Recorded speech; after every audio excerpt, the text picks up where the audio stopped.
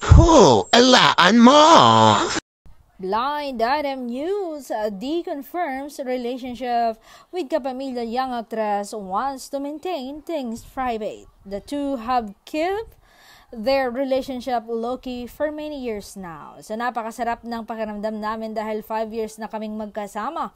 Pero pareho pa rin tulad ng dati. Nilook forward namin kapag may project na magkasama kami, and then kapag may pagkakataon na nakakalabas kami, nakikita kami ng mga tao, pero nami-maintain namin ang privacy sa buhay namin, actor said. Basta kami, hindi naman kami mga bata.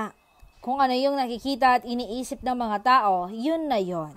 Mas masarap yung pakiramdam na pribado ang buhay namin, tahimik, walang mga issue. Ito, masaya kami, he added. Dagdag pa ng aktor, kung ano yung position namin ngayon, sobrang blessed lang talaga kami and never nawala sa center si God. So, hindi nawawala ang mga good stuff, si God talagang center, he said.